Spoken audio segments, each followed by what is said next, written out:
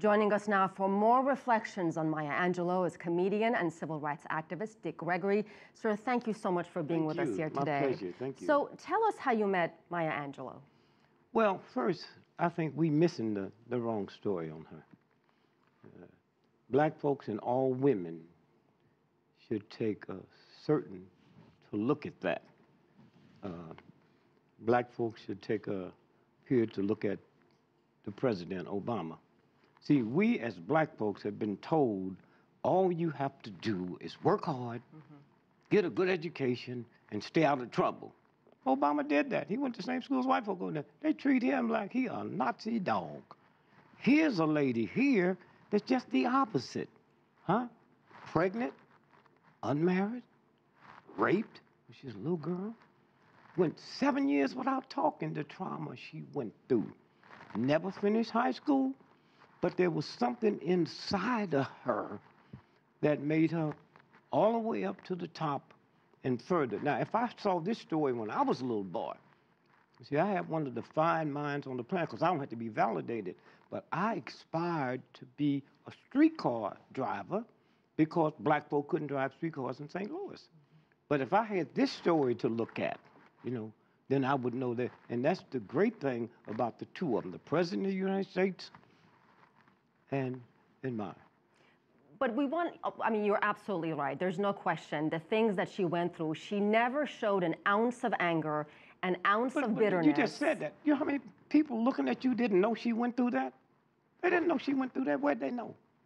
Well, I would hope most people who love Maya Angelou and her powerful words. I'm not talking about the people that love her. I'm just talking about ordinary people will find out through her death, through what you just showed on the show with that, and then they'll say, wow, maybe, huh? See, a whole lot of people can't aspire to be the president, but they can knowing that she, and especially women. She certainly did a lot for women, especially black women, young people, everyone. I mean, I'm from a different country, and I aspire to be a woman like Maya Angelou. Yeah, because don't make a mistake now why she was so, because she was an entertainer. She wasn't just a writer. I mean, writers we never heard of. She could dance, she could sing, she could turn flips, and she was funny.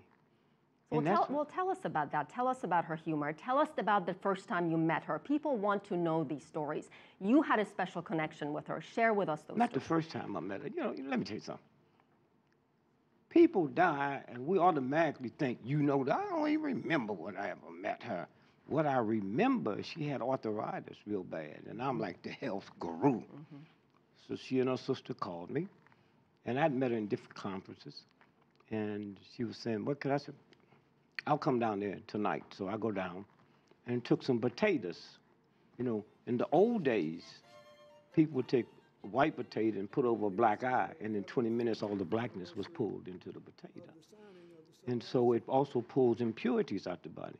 So I blended them up and put it all over her body. And I couldn't get a plane out till the next morning, so she said, well, you stay in the room here. And about 2 o'clock in the morning, I hear this loud screaming. I thought the house was on fire. And look, I want to be there when they get out because I don't know how to get out. And it was, all the pain was gone. Wow. And but I met her long before that, but that's what I remember the most about it. Yeah. And then her kindness, but you hear that, the smile. You could see her walking down the street and knew it was her because you didn't see that tension, that meanness, that bitterness. And the whole civil rights movement was like that. All the major people in the civil rights movement, you couldn't find no hate. You couldn't find nothing at all. Matter of fact, the black folks in this country is so beautiful. The folks that held us slavery hired us to work for them, take care of their babies. Think about that now. Can you imagine a German hiring a Jew to take care of their children? But that's the energy that came off of us. That's the type of people we are in a mean, hateful system.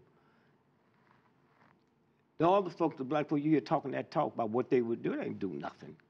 You know, but what a lovely, lovely human truly being. Irreplaceable in the hearts of many people. Well, wait a minute, you shouldn't. We're short on time, Mr. Gregory. Only one to a customer. You shouldn't have another one. There shouldn't be another Malcolm or another King, one at a time. All right, thank you so much, Mr. Gregory, for your very unique perspective. Much appreciated.